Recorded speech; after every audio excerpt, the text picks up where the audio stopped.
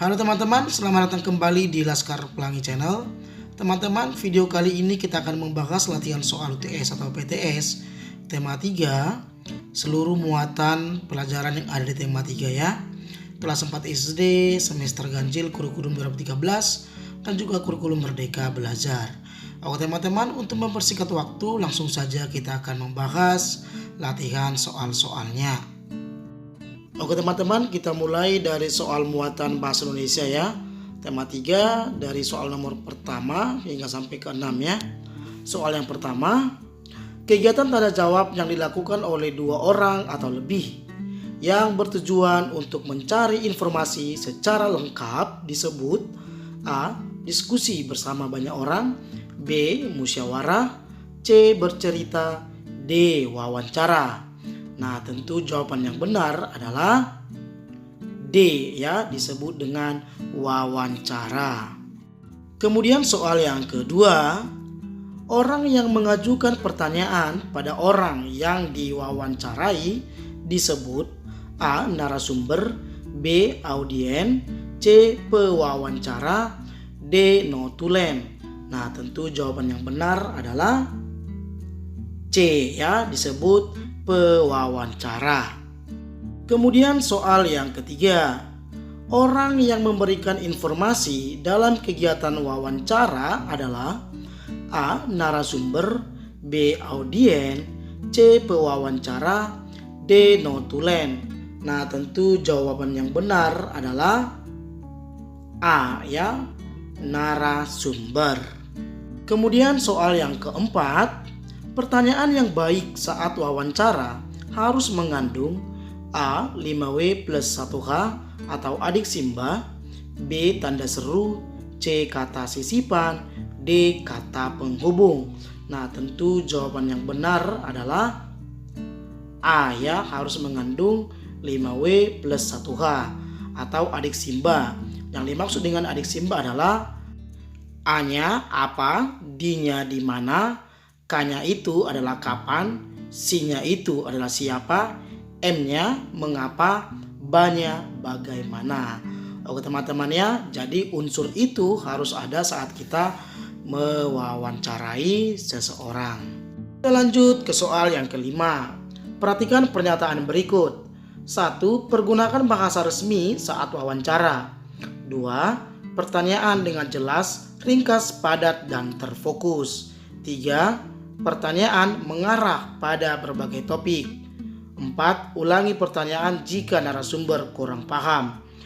Hal yang harus dilakukan pewawancara saat melaksanakan wawancara ditunjukkan pada nomor A. 1 dan 2, B. 1 dan 3, C. 2 dan 4, D.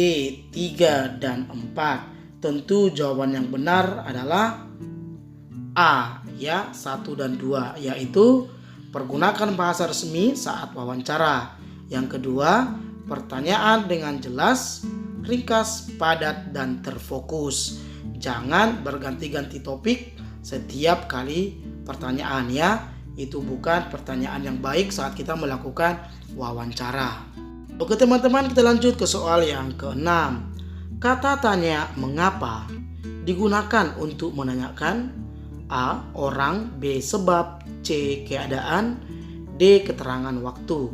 Nah, tentu jawaban yang benar adalah B ya, sebab.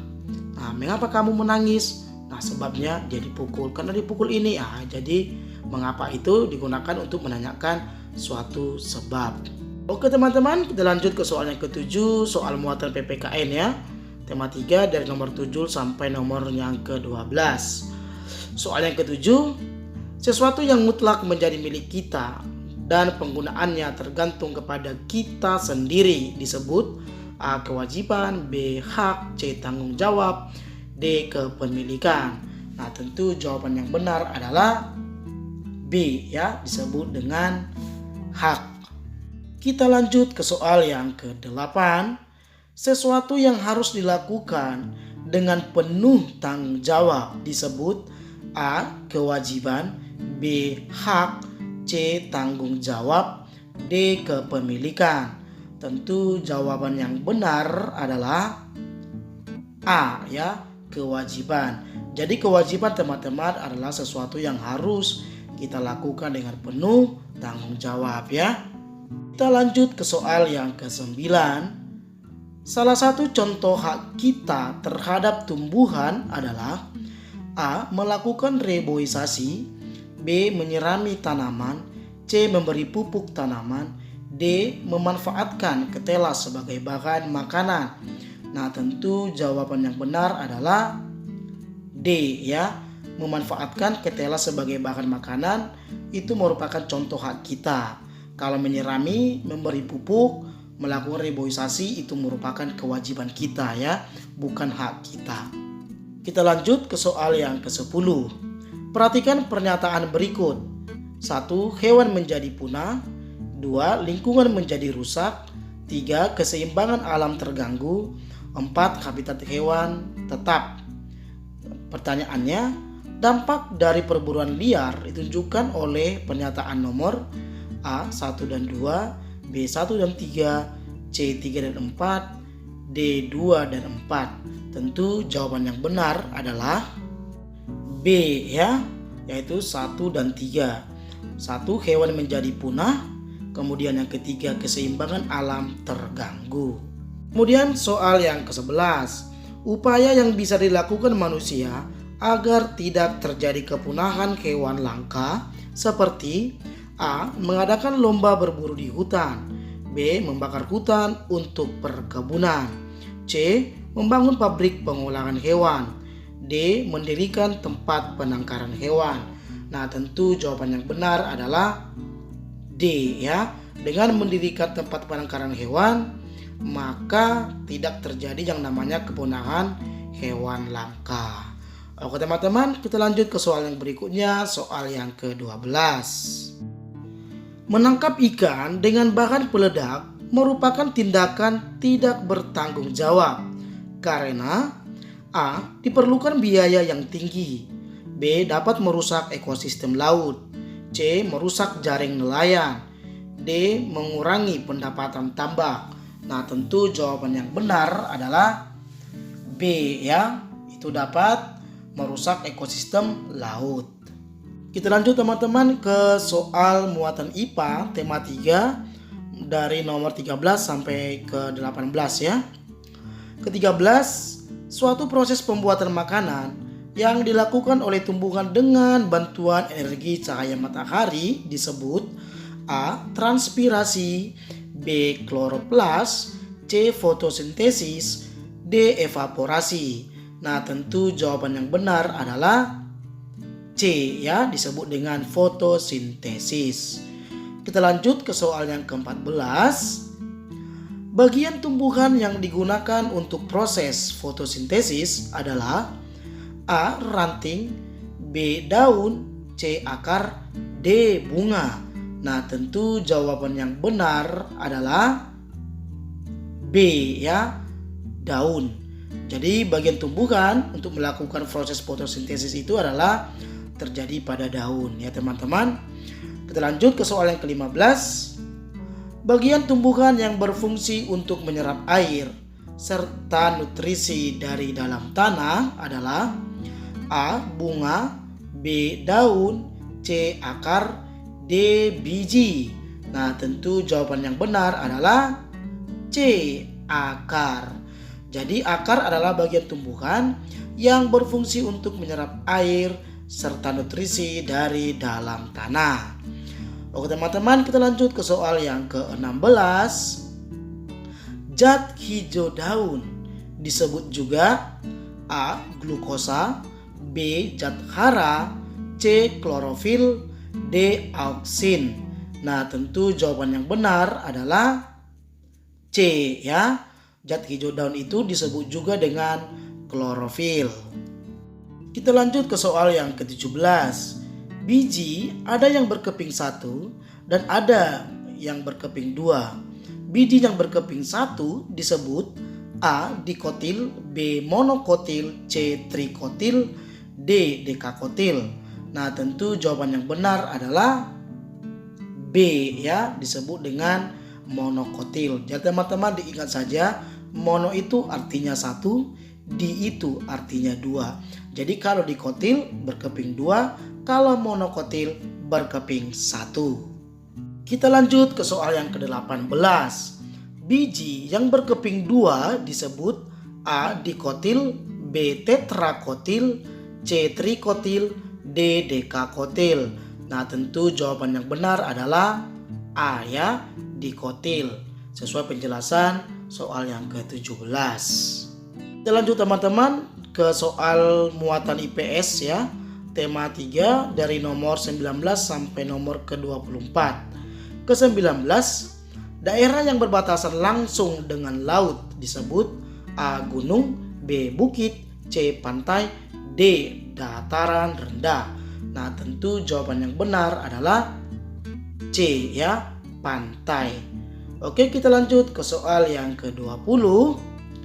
Permukaan bumi yang ketinggiannya 500 meter di atas permukaan laut disebut A. dataran rendah, B. dataran tinggi, C. pegunungan, D. bukit.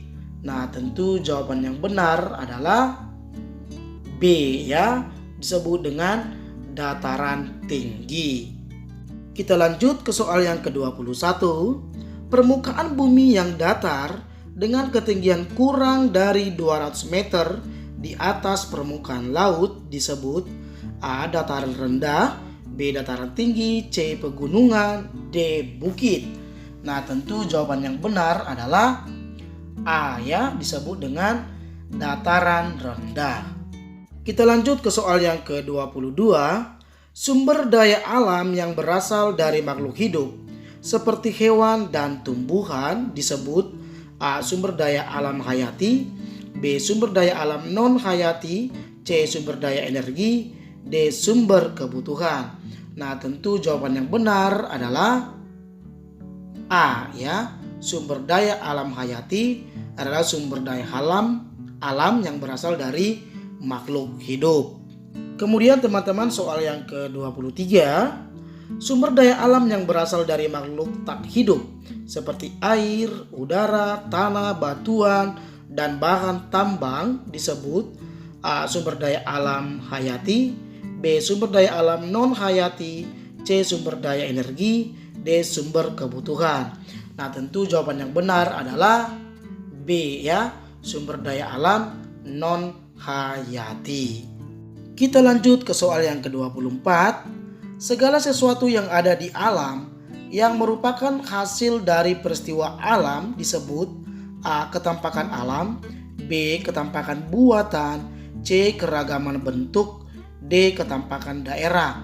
Nah, tentu jawaban yang benar adalah A ya, disebut dengan ketampakan alam. Oke teman-teman, soal yang berikutnya adalah soal muatan SBDP dari soal 25 hingga soal ke-30. Soal yang ke-25, karya seni rupa yang proses pengerjaannya menggunakan teknik tempel disebut A. karya seni rupa ukir, B. karya seni rupa tempel, C. karya seni rupa murni, D. karya seni rupa terapan.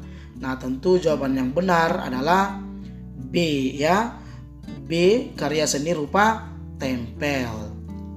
Kemudian soal yang ke-26, karya seni tempel yang menggunakan berbagai macam bahan yang ditempel pada permukaan gambar yang berpola disebut A. kolase, B. montase, C. kriya, D. mozaik. Nah, tentu jawaban yang benar adalah A ya, karya seni tempel kolase. Kemudian soal yang ke-27, suatu penilaian terhadap suatu karya seni mulai dari mengenali, menilai, dan serta menghargai makna atau nilai-nilai yang terkandung dalam karya seni disebut A. pengakuan karya seni, B. apresiasi karya seni, C. pementasan karya seni, D. menganalisis karya seni.